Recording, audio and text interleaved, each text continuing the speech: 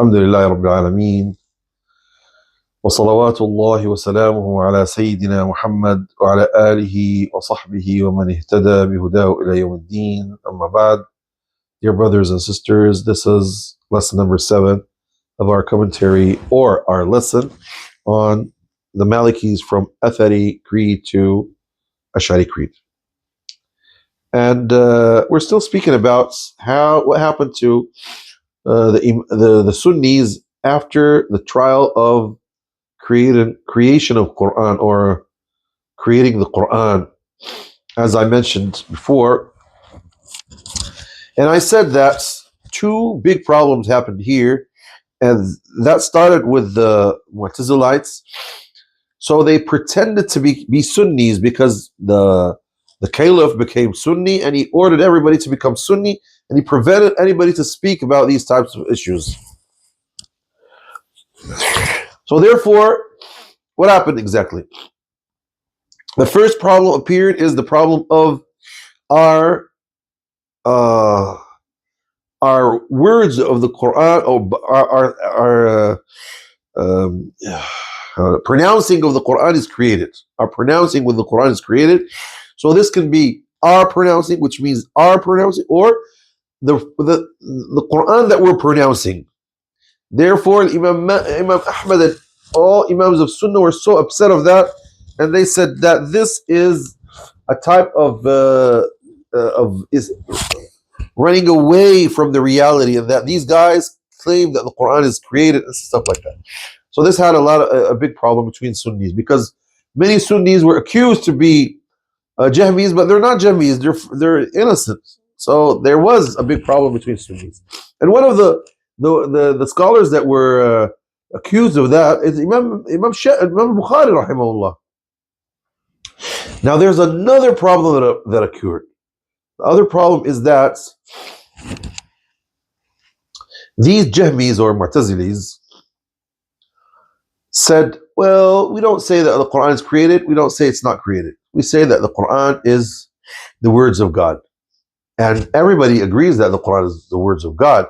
But when these guys said that the Quran is created, Sunnis had to say that it's the words of God and it's not created. So when these guys stopped and they refused to say created or not created, actually several scholars did that. It's not because they say that the Quran is created. No, they believe it's not created. But they said, well, we don't have any evidence to say that. And we stopped as the Sahaba and the Tabi'in stopped. But Imams of Sunnah didn't agree about that. So therefore,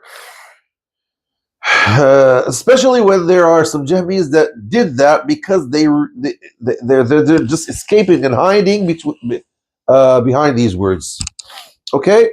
So therefore, Imam Ahmad and other Imams and even students of Imam Malik were so upset of these guys. But there is something very important, that there were several students of Imam Malik, or several Imams that follow the Maliki school or the Medini school that fell in this problem, and they're not Jahmis actually. So therefore, look at this.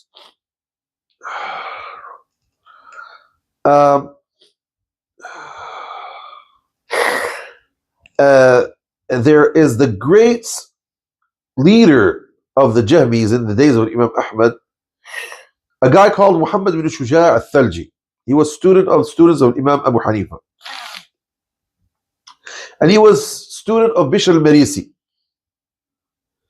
And therefore, Ibn al-Thalji, this guy, was known, and he used to say this. And he used to say that the Quran is created and insist on that. And therefore, Imam Ahmad bin Hanbal rahimahullah said that there is a group of the Jahmis that say that the Quran is the word of God, and they stop. They don't say it's created, and they don't say it's created. And therefore they call them al-Waqifa. Waqifa means the people who stop. So they don't say it's created, it's not created. These are three groups. One, the first group is real Jahmis that try to hide behind this word. Okay? And the leader of this group is Muhammad ibn Shuja' al-Thalji, as I told you.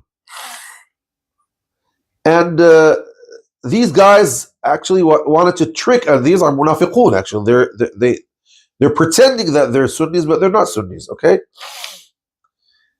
And therefore, Imam Ahmad was so harsh on the Waqifah because there is a group of the Jahmis that were Waqifah. Therefore, the other group of these Waqifah are people of now this group actually Imam Ahmad was so harsh on them. He said these Jahmis that pretended that they're Waqifah, and let me tell you what the students of Imam Malik said about these guys. Now Imam Abdul Malik ibn Majishun, as one of the great students of Imam Malik in Medina, Harun ibn Abi Alqamat al-Farawi said, I heard Abdul Malik ibn Majishun and other of our scholars saying, anybody who stops in the Quran doubting, he's kafir. That means he's doubting. He doesn't know it's created or it's not created, so he stops.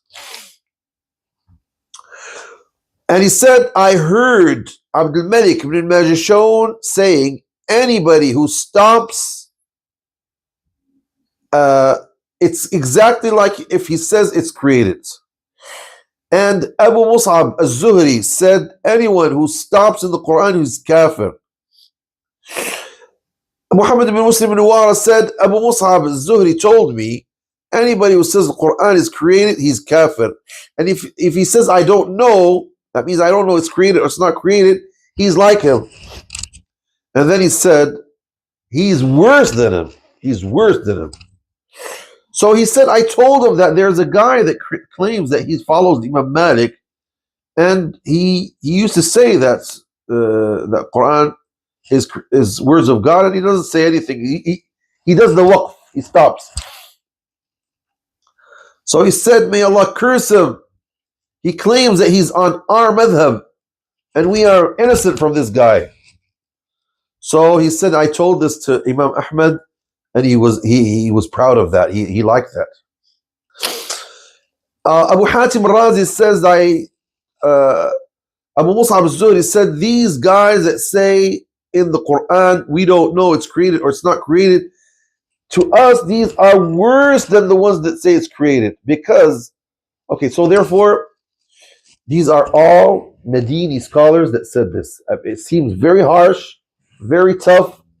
And let us see now the second group of the people who stop in the Quran, who say we don't know it's created or it's not created. No, they don't say we don't know. No. Now the second group is the ones that say we don't know. The first guys, they know. They claim it's created, but they don't like to pronounce it because they are afraid from the government, from the other scholars. The second one, they doubt, so they don't know. So they say, we don't say it's created, we don't say it's not created because we don't know. So these guys actually don't know the truth. And therefore, these guys don't believe that Quran is the words of God and it's not created. So therefore, Imam Ahmad ibn Hanbal said about these guys, any one of them who's ignorant, he has to ask and he has to learn. And he said, any one of them who knows theology, he's a Jahmi. And then, therefore, these guys actually are similar to the previous ones. Because they don't believe in the Sunni creed actually. And we have harsh words about these guys from Ibn al-Majishun and from Abu Mus'ab al-Zuhri and others who are considered as great students of Imam Malik rahimahullah. Now the third part of these guys, the third category, are people from Ahl Hadith and from Ahl Sunnah and they're good guys. They narrate hadith and they follow the sunnah, they love it, and etc. But they said, we didn't hear anybody from the Sahaba nor the Tabi'in say this, so we don't say this word because the creed has to be as it is without adding anything to it. That's what they say. And this group, they are against the ones who say that the Quran is created. And they don't believe at all that the Quran is created. But they say that when you say a Quran is created, it's an innovation. And we don't say it's created. And we don't say it's not created because that's what we knew from the Salaf. So we don't add something that the Salaf didn't say that. We say the Quran is the words of God and that's it. We stop there. Abu Dawood says, I heard Ahmad ibn Hanbal asked, is it fine for somebody to say that the Quran is the words of God and it doesn't say it's created, it's not created? He says that was in the beginning, before people started doing this, saying these things. But when people said that the Quran is created, they have to show people the truth. And therefore, he was very strict in this, especially on the muhaddithin. And he used to order people to boycott them. And because he says that these guys opened the route for the innovators to enter. Now, actually, although Abu Mus'ab al-Zuhri was very harsh on the ones that claim that they follow the school of Imam Malik or the Medini school, but so sorry that there were many of these from the Medini school. Let me tell you some of them. There was one of the greatest amongst them in Basra. His name is Ahmad ibn al-Mu'adhdil al-Abdi. Was one of the great jurists of Basra. And he took knowledge from Ibn al-Majishun. And he has very, very good books in fiqh. And he was very strong in language and literature and all these types of things. He was a literature, actually. And he was very harsh on the people of Ra'i, the opinions, the Kufi school. And he says, yeah, some poems about that because he was a poet. But he wasn't strong in hadith, and therefore he worked something in theology, saw theology, and he's the first one to say that the Quran is the words of God and stop. He was one of the ones that stopped in Al-Basra, and that was a big problem for the people of Basra. Nasr ibn Ali al-Jahdami says, Al-Asma'i passed near a guy called Ahmad al-Mu'adhdil, and he said, if you're not going to stop until you're going to open a big problem in Islam. Harb al-Karmani says, I asked Ahmad ibn Hanbal, is a guy considered from Ahl Sunnah if he says, I don't know if the Quran is created or not created? He said, no, he's not from Ahl Sunnah. And he said, I heard that Ibn Mu'adhdil that says this in Basra misguided a lot of people in Basra. He misguided a lot of people in Basra. Okay? And okay, so and then the second one who was accused to say this, and he's from the school of Medina, and they are from the people of Hadith, Mus'ab ibn Abdullah Zubayri, and Ishaq ibn Abi Isra'il Marwazi, Bishr ibn Walid al-Kindi, Ali ibn al-Ja'd al-Jawhari, Yaqub ibn Shaybat al-Sadusi. All these are great muhaddithun, and they're from the Medini school. Mus'ab ibn Abdullah Zubayri passed 236. Ishaq ibn Abi Isra'il 245. And they said, we didn't stop because we doubt. No, we stopped because we didn't hear anybody saying this before us. And they say we don't enter this problem. We don't want to discuss about these types of things. So therefore, Ibn Abi Khaythama said, I told Mus'ab ibn Abdullah, these guys that say the Quran is the words of God and stop. And then they say, anybody who says it's created, he made an innovation. And who says it's not created, he made an innovation. And they say that you are their evidence. They take you as a leader in this. And they say that they claim that you say that. And that Malik says that too. Imam Malik himself. He says, no. A'udhu billah. For me, I say it's the words of Allah and I stop. And my heart says it's not created. But I stop because I heard that Imam Malik said any word, any sayings in religion, I hate it. And our scholars in our city, Medina, hate speaking in these types of issues. Like speaking in predestiny and the opinion of gems and all these types of things. So I don't like to speak in anything that there is no actions under it. But and anything that has to do with speaking about God and stuff like that, I don't like to speak about that, because our city in Medina used to prevent people from saying that. So he is saying that I stopped because my scholars stopped. Okay, so this is the idea of one of the members of this school, who is from the Maliki, from the Medini school. Okay. This is actually their opinion. And he mentioned why didn't they say that. But that was a mistake actually from them. Why? Because all Imams of Sunnah said no. When the innovators spoke, you have to show your way of okay? Allahumma salli ala Sayyidina Muhammad. So there's a lot to say there. And there are several scholars there that said this. I don't want to, so this is the idea. So therefore, the ones that used to say waqf are three categories. First one, they are Jahmis, but they pretend that they're not Jahmis. Second one, they doubt, they don't know. Third ones, they are from Ahl Sunnah, they believe in the Sunnah Creed, but they said that we don't like to speak about these types of things and these issues because our Imams didn't used to like that. Okay? Allahumma salli ala Sayyidina Muhammad. Yes. And I mentioned stories of all other Imams. I don't want to speak a lot about that because that's not.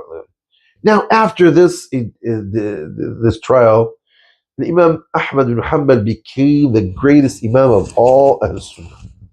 No matter they're from the Maliki, the Medini school, or any other school. He became the leader of Ahl Sunnah. Okay? And they didn't follow Imam Ahmad in his fiqh. No. Fiqh, that's another story. They followed him in his creed. They considered him as a spokesman of Ahl Sunnah. Okay? So therefore, this is why Imam Ahmad became Imam Ahl Sunnati wal Jama'ah. But actually, he represented what the previous Imams said. Okay? So therefore, lots of people followed him because and the students of Imam Malik, no matter they were from the east or the west, they were like this, and they considered that their Imam is Imam Malik rahimahullah, and they follow the Medini path, and they followed Imam Ahmad because he represented this path. Ibn Abi Zayd al-Qayrawani rahimahullah, when he discussed about the problem of lafz, he said, Abu Abdullah Ahmad bin Hanbal is an Imam that we follow. And he rejected this. And anything that Abu Abdullah rejects, we reject. Look how Imam ibn Abi Zayd honored Imam Ahmad and considered him as the representative of the creed, the Sunni creed. There are great Imams of Andalus that traveled until they went to Iraq to meet Imam Ahmad ibn Hanbal, like Baqi ibn Makhlad. Baqi ibn Makhlad was a great Imam. He's from Cordoba, and he traveled until he reached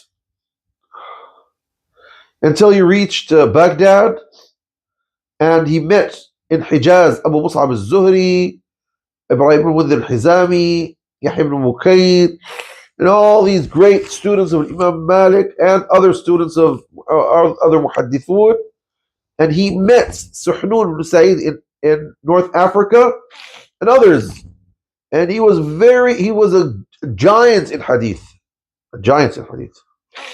And he's the one who came to Andalus with a lot of great books like Musannaf ibn Abi Shayba and the of Imam Shafi'i and other books, lots of books.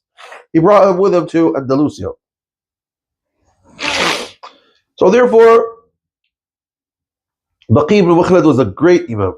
And when he went to Baghdad, he found that Imam Ahmad is in his trial, and he made his best to enter and meet him. He met Imam Ahmad too. And another guy went from Andalusia to Iraq and met Imam Ahmad and other scholars. It's Muhammad ibn Waddah al-Qurtubi. He went to the east twice. The first one, 218, and he met Imam Ahmad Muhammad, Yahya ibn Ma'in, and others. And the second one, and he went later on another time, and he met great students of Imam Malik, like Ismail ibn Abi Uwais, and Asma ibn Faraj, and Suhail ibn Sa'id, and others. Some of them are direct students, some of them are not direct students. Okay? And he was a great Imam. Okay? And so many Andalusians went to the east and met Imam Ahmad and great Imams of Sunnah in Iraq and Hijaz and other places. Now let us speak about Abu Hassan al-Ash'ari. Imam Ahmad ibn Hanbal passed away in the year 241. He was nearly 77 years old. And he left the whole ummah honoring him. Everybody used to honor him and consider him as a great, great person. And before him, with 1 year, the great Imam of the West passed away. Imam of the Sunnah in North Africa is Suhnun ibn Sa'id, rahimahullah, passed 240. So, and he left a lot of students that used to honor him. Both of these Imams were great Sunni Imams. Okay, so this Imam, Suhnun ibn Sa'id, rahimahullah, was a great Imam that left a lot of students. Actually, he is one of the pillars of the Malikis school, of the Madini school in North Africa, not only in North Africa, everywhere. He's one of the great students. Okay, so therefore, let us see now. Imam, okay, Imam Abu Hassan al-Ash'ari. His name is Ali ibn Ismail ibn Abi Bishr, and he is from the descendants of Abu Musa al-Ash'ari radiallahu anhu. Al-Ash'ari is a great tribe in Yemen called Al-Ash'ar. And he was born in Al-Basra, in Iraq, 260. And he lived in Baghdad, and he passed in Baghdad to 324. He took knowledge from lots of scholars, and a lot of scholars took from him. And he wrote a lot of books. And Abu Hassan al-Ash'ari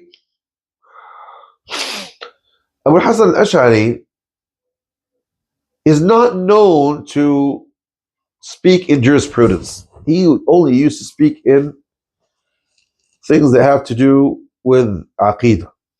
So therefore, scholars didn't know exactly what was his school. Was he Maliki? Was he Hanafi? Was he Hanbali? Was he Shafi'i? No one said that he was Hanafi, but some said that he was Maliki, others said Shafi'i, others said he's Hanbali. Now, who says that he was Maliki? Well, Al-Maqqari, Abu Abbas Al-Maqqari in Nafh al-Tib, he said that. And he said that Imam Abu Hassan al-Ash'ari was Maliki. And Al-Qadi Iyad rahimahullah in his Tartib al-Madarik considered him as Maliki. And others, like Ibn Farhoon and others, all of them considered him as Maliki. And actually, this is not something strange because Al-Basra was full of Malikis. Al-Basra, in that era, was full of Malikis, and after that era, centuries. And he is from Basra, so it's not strange to be Maliki in that era. Okay? And that's what some scholars said.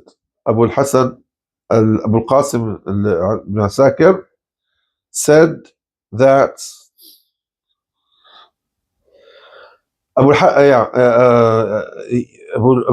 Asakir in his Tabyin Kadhib al-Muftari said that Muhammad ibn Musa al-Kila'i al-Mayawraqi said he was Maliki on the school of Malik ibn Anas, and some Shafi'is that I met said that he was Shafi'i until I met a great scholar. He mentioned his name. He said he told me by his teachers that Abu Hassan al-Ash'ari was Maliki. So al-Mayawraqi insists that he was Maliki. Some said no, he wasn't Maliki, he was Shafi'i. And that's Ibn Farak, who was his student. Actually, he wasn't his student, he was a student of his students. He said, it's said that Al-Ash'ari used to follow in fiqh Imam Shafi'i in his usul fiqh. So as he's saying that he used to follow the path of Imam Shafi'i. And they say that Abu Hassan al-Ash'ari used to participate in the school of Abu Hassan, Abu Ishaq al-Shirazi. So Abu Ishaq al-Shirazi, not Abu Ishaq al-Shirazi, sorry, that Abu Ishaq al-Shirazi came later. In the lessons of Abu Ishaq al-Marwazi, the greatest jurist of the Shafi'i school.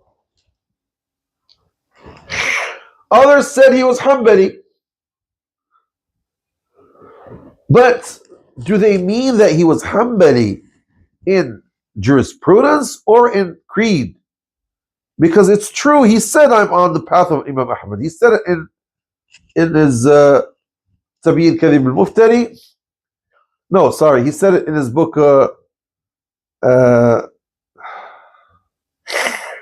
He said it in his book that he speaks about the creed, the Sunni creed. And he said it in his book, Al-Ibana, as well. So here he's not saying I'm Hanbali in jurisprudence. No.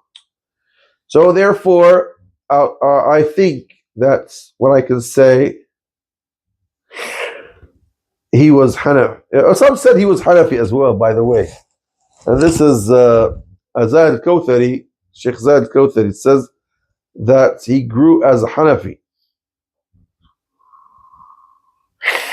He grew as a Hanafi, and he mentioned somebody who said that. To say that he was Maliki because he lived in Basra, well, it could be. But actually, he was actually, I don't think that he was Maliki. And he was Hanbali in the branches of fiqh. But غالبا he was Shafi'i. He was Shafi, actually. This is what I think. This is what I believe. And the evidence about that is strong. Okay? Anyway, he was on the school of Hadith. Hadith, which means that he follows the Athar that is close to him. Okay? And he didn't participate in the school or in the lessons of Abu Ishaq al-Marwazi.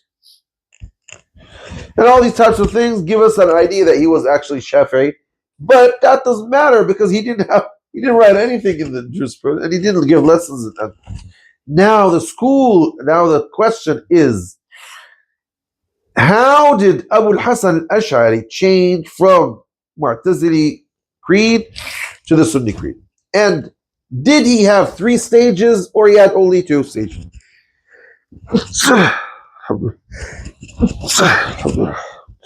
Okay?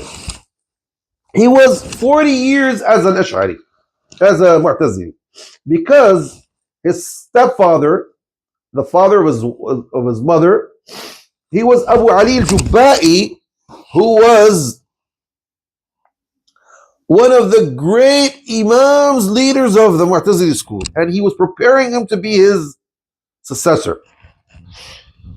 But he stopped, although his father actually was Sunni, and therefore he went to one of his father's teachers, Zakaria ibn Hassaji, and he took knowledge from him, and he took the Sunni creed from him.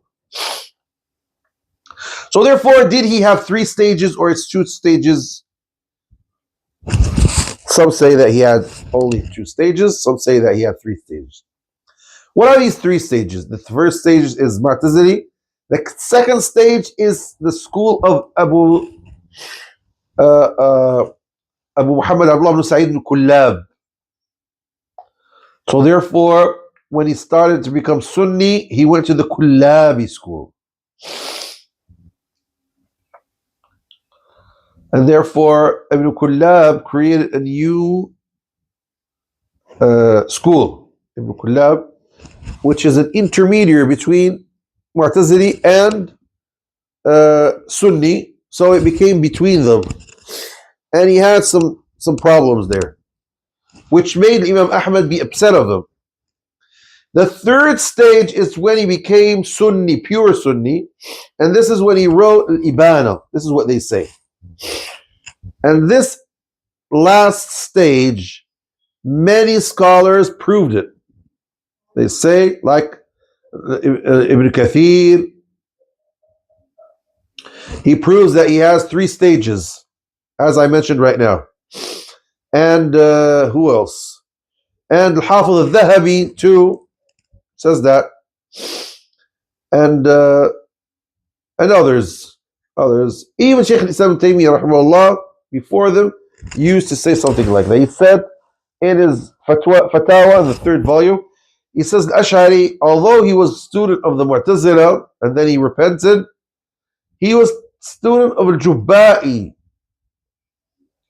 He was student of al-Jubba'i, and he became member of the Kullabi roots or way. And then he took the Sunni creed from Zakaria ibn Hassaji al-Basra. And when he came to Iran, to Baghdad, he met the students of Imam Ahmad ibn Hanbal, and he took from them other things. And that was his last stage. Okay?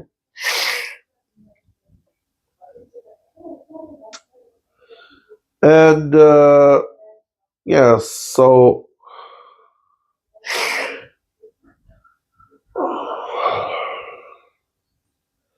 and he said that I'm on the route of Imam Ahmad. Okay. Now, Imam Taymiyyah actually summarized the opinion about Abu Hassan al-Ash'ari. He summarized it, and others summarized it too. Other scholars summarize it. So what do we say?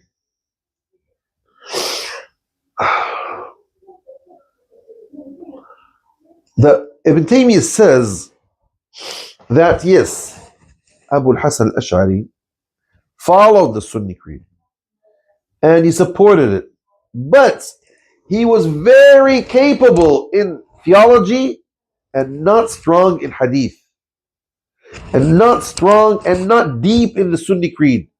So therefore, when he speaks about Sunni creed, and he defends Sunni creed, and he defends all what Imams of Sunnah defend, but sometimes when he speaks, he can't understand the Sunni creed properly because he didn't study that on great Imams. He just took it from when he was when he grew up more than 40 years old and he started changing. So that's it. Okay? This is what I can say. Now we're gonna start we're going deep a little bit. Who are the Malikis that were influenced by Imam Ash'ari directly? Abu Hassan al-Ash'ari passed away in the year 334, right? According to the most accepted opinions, because they're not sure about which exact year he passed. So the Muhaddithun, the Sunnis, not all of them have one opinion about him. Some said, well, he was a great guy, he supported Sunni opinions, he supported Sunni creed, he did a good job, although he had some mistakes, it doesn't matter. Others said, no, Sunnis were on one path, this guy came with some few innovations, he's a deviant, he's a I don't know what, and they said bad things about him. I don't have any, I'm not going to speak about all this problem, and because we're concerned about the Medini school, the Medini path, our path, okay? To see what did the Medini school say about, or the members of the Medini school, between brackets Maliki. By the way, I'll tell you something very important. It is part of my life. Since I was young and I started studying, I hate to refer myself to anybody, no matter who he is, except the Prophet ﷺ. I respect all scholars. I love them. They're on my head. But I don't like to put in my name something that refers me to a person. I would like to be referred to a school, yes. So I would like to be referred to a school of a city, of something like that. But to be referred to a person, I don't like that. So I can say I'm a Sunni. I follow the Salaf path. I love the Atharis. I'm an Athari. Yes, that's fine. And I would like to say I'm on the Medini path. I follow the school of Ahl al-Medina. Yes.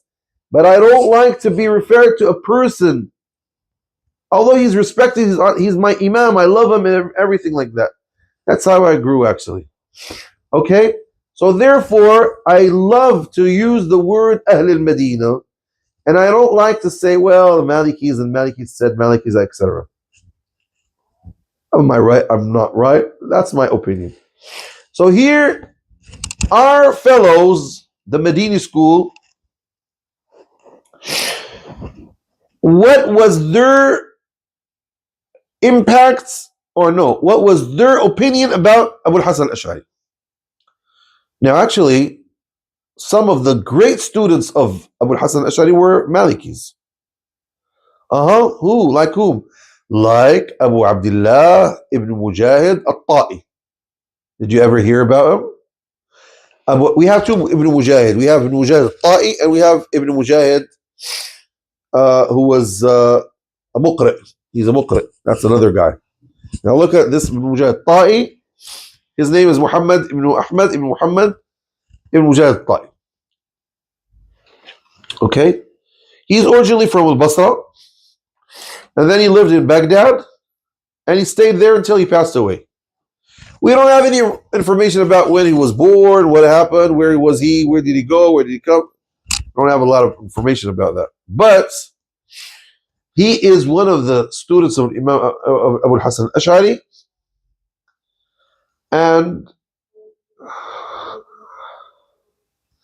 it seems that he took from him, he sought knowledge from him when he was 16 years. Yeah, he sought knowledge from him. This is something, no doubt about it. And he studied in Baghdad because he was famous in Baghdad. He entered Baghdad 320 when Ibn Mujahid was still a young man. Okay. And therefore, he took from Imam Malik rahimahullah. The third Shaykh, okay, the other Shuyukh, we don't know a lot of Shuyukh of Ibn Mujahid. We know only a few of them. It's not a big deal. Okay.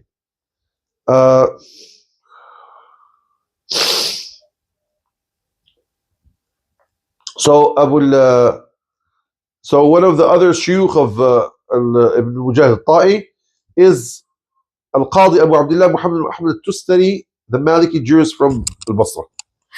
The third one is Abu Zayd al-Marwazi, the Shafi'i school, and he took from him, I think, Sahih Bukhari or something like that.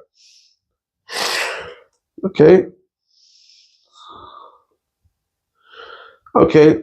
Now, he took from an Imam Ibn Abi Zayd al-Qayrawani, and he sent him ijazah in some books and stuff like that. So therefore, Ibn Mujahid was an Imam, a jurist, an usuli, alim. He was a Maliki jurist, and he was a great jurist in the Maliki school. Ibn Mujahid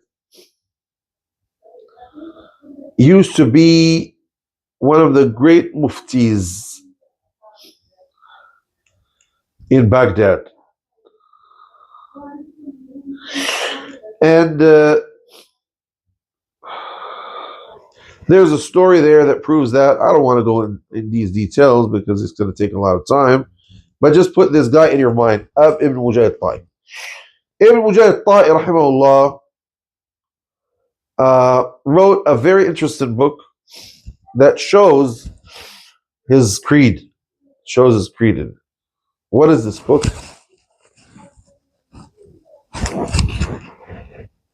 It's Risala ila Ahl al-Thaghr, message to the people of the borders, which is Bab al-Abwab, which is now Daraband in, I think, Azerbaijan. Ibn Mujahid, one of his great students is Abu Bakr ibn al-Tayyib al-Baqallani, the famous scholar, as we're going to mention later on. And he has another student, Abu Bakr Ismail ibn Ishaq ibn Azra al-Azdi al-Qayrawani. And he's the one who took his message to North Africa. Okay? So for lots of years, this message was was published, and then it was published by the name of Abu Hassan al-Ash'ari, not by Ibn Mujahid, until one of the scholars discovered that it's for Ibn Mujahid, and they started, they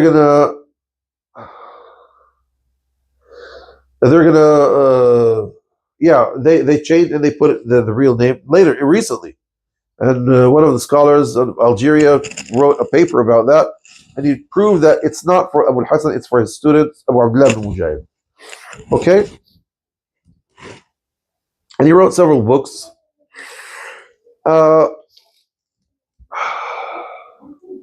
It seems that he passed away 370, and he was buried in Baghdad. Ibn Mujahid's main book is this, Risalat al-Thaghr, which is now called it's called Darban. The city is called Darban. Okay, so this is important, and this message, it shows the creed of the beginners, the the ancestors or the founders of the Ash'ari school. It's the same as the Sunni school when you read it, except in the actions of Allah subhanahu wa ta'ala that refer to His willing.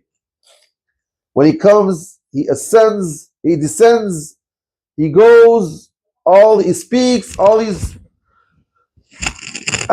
attributes, they don't pass it as it is. They say they give it a figurative meaning. But for all other chapters of creed, they're the same as our creed. So therefore, when they don't go deep, they speak as we speak. Okay? So this is subhanAllah. Now, now let us see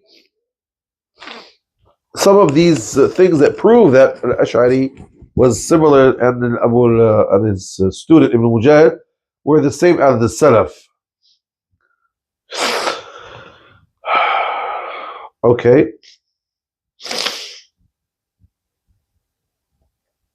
Allahumma salli ala Sayyidina Muhammad.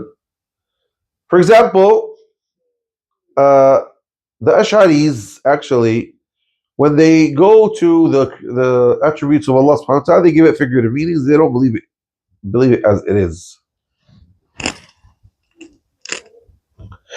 But Ahl Sunnah rahimahullah pass it as it is without giving it any other meaning, false meaning. So Abu Hassan Ash'ari and his student Ibn Mujahid did what all Sunnis did. Abu Hassan Ash'ari says in his Ibana, the words of Allah subhanahu wa ta'ala, it has to be as it is, as we read it, truly, and nothing is allowed to be changed from its reality to give it figurative meanings or stuff like that, unless you have a proof. Don't you see that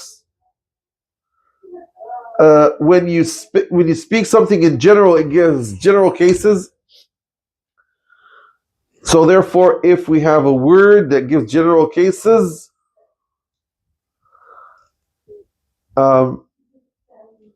you pass it as it is, as it's written, but in the way that suits the majesty of Allah subhanahu wa ta'ala. And that's how you believe in the word, the verse, Lima khalaqtu biyaday, ma manaka tasjudu lima khalaqtu biyaday, what prevented you from prostrating to whom I created by my two hands. Ibn Mujahid says in his book, and the Salaf, all of them have one opinion. All of them agree that the attributes of Allah Almighty doesn't look like the attributes of the creators, created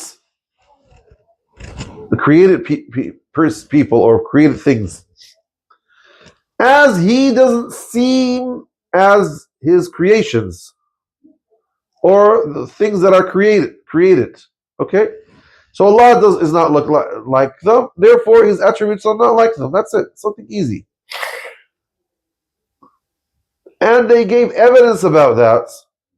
Is that if Allah Almighty, He says, they gave evidence about that. That Allah Almighty, if He didn't have these attributes, He wouldn't be considered. We won't give Him any attribute that is a true attribute, because if we say that He's not alive, He's not going to be alive. He doesn't have life, He's not going to be alive. He doesn't have knowledge, He's not knowledgeable. Okay, so therefore, nothing is in reality, nothing is true. He doesn't have willing, He doesn't have power, so He can't do a lot of things. And that is on all other attributes of Allah. And he keeps on explaining what we explain and what all Sunnis say. So the same thing when he goes to the attribute of istawa al-arsh, that Allah subhanahu wa ta'ala rose over his throne. He says the same what Imams of Sunnah said. And the same of when when he says that Allah descended or descends in the last third of the night. So Abu Hassan Ash'ari says in his Maqalat Islamiyin, Al-Sunnah and the people of Hadith say that God is not a body, it's not like anything else, doesn't similar to be like anything else, and that until he said, and he descends down to the last sky, as it is in Hadith, and they don't say anything except what they find in the book or in the Sunnah. And Abu Hassan says in his Ibana, we believe in all the narrations that prove that Allah Almighty descended to the last sky, and that Allah Almighty says, is there anybody to ask? Is there anybody in the last third of the night? Is there anybody to ask to repent? All this we believe in it. Not like these innovators that reject these types of things. So therefore, he mentioned a lot of things actually. He mentioned a lot of things, as all Sunnis mention that. Okay?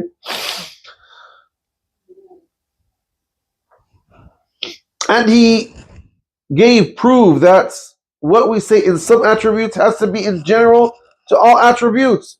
If you believe in these attributes without any figurative way, without any anything like that, without any metaphor, you have to believe in all attributes of Allah like that. So therefore, Abu Hassan in several books said the same thing. Okay, I'm not going to read this. It's going to take a lot of time. I'm not going to read all that. And the same thing. Now there is a problem here. What is the opinion of the Ash'aris in faith, in Iman?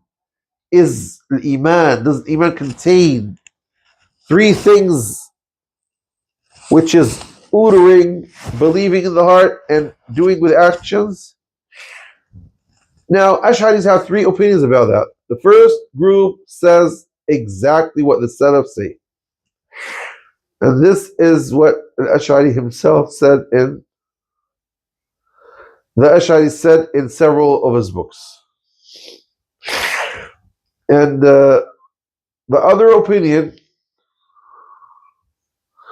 is that it's that faith, that actions is not part of the faith, but it completes the faith. That means al-amal qawl wa amal, but al-amal is shartu kamal wa laysa sharta sihha.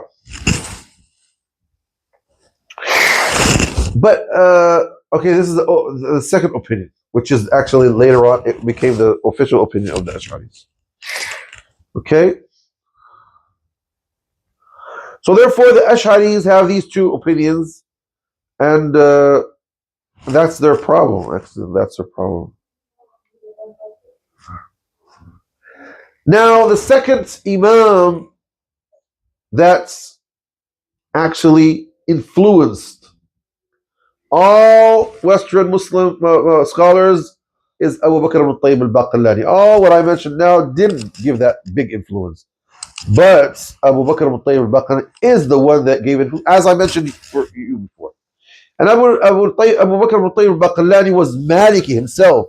So now Abu Bakr al-Tayyib, he is one of the great students of Ibn Mujahid, who is the great student of Abu Hassan, and he is the second founder of the school, if I can say.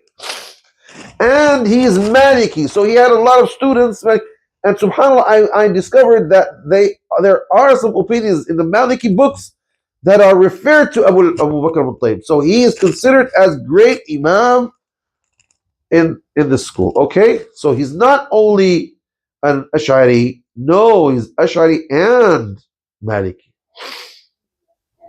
So therefore we can say that Abu al-Hasan, Abu Bakr ibn Tayyib al-Baqillani, he's the responsible directly to spread the Ash'ari school in North Africa and between the Malikis. So therefore we can say he's the second founder of the school, and he's the first responsible to spread the school between the Malikis and especially the North African Malikis. Okay?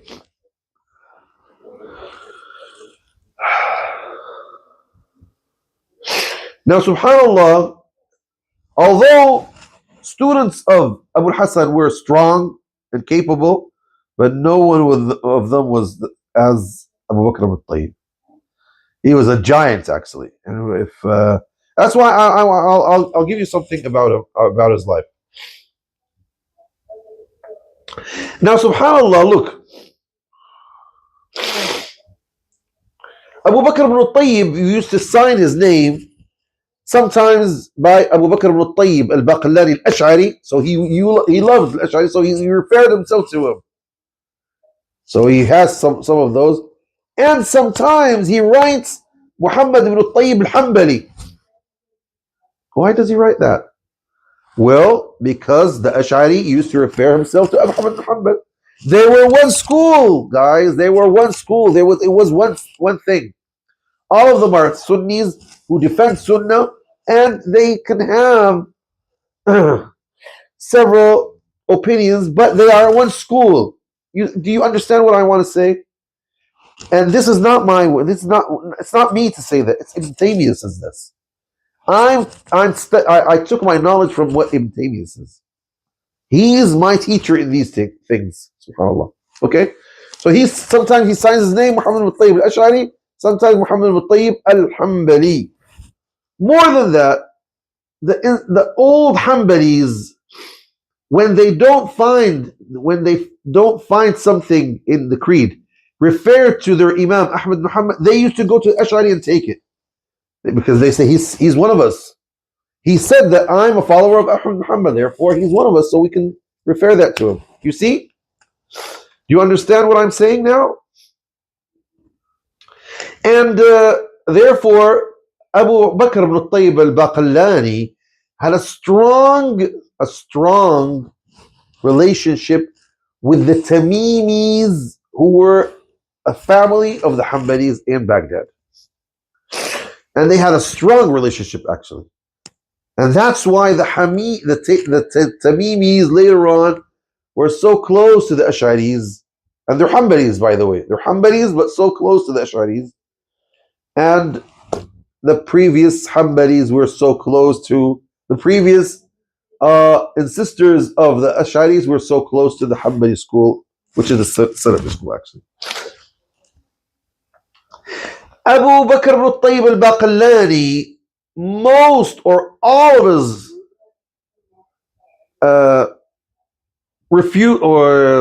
debates were with the innovators. He never debated with Sunnis at all. We don't have it. He doesn't even speak about these types of things. He was focusing on the Mu'tazilis, the Jahmis, the Shia, and all these types of guys. Okay? So therefore, even Abu Bakr ibn Tayyib al-Baqillani, the Qadi, the great Qadi, when he used to want to take a situation or decide something in his life, he used to refer to Imam Ahmad Muhammad. He says, well, Ahmad didn't do, and stuff like that. And look what happened to Ahmad.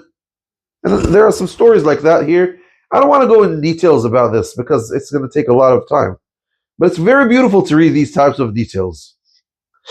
So therefore, Al-Baqillani actually was very important. He did a great job in reforming, not reforming actually, but reforming, if I can say, the Ash'ari school. He made it grow and become more famous and more greater. And he's the one who made a lot of followers of this school, actually. So who is Abu Bakr ibn Tayyib al-Baqillani? how did he live? Oh, well, he's Muhammad ibn Tayyib ibn Muhammad ibn Ja'far ibn al-Qasim al-Baqillani. And it's,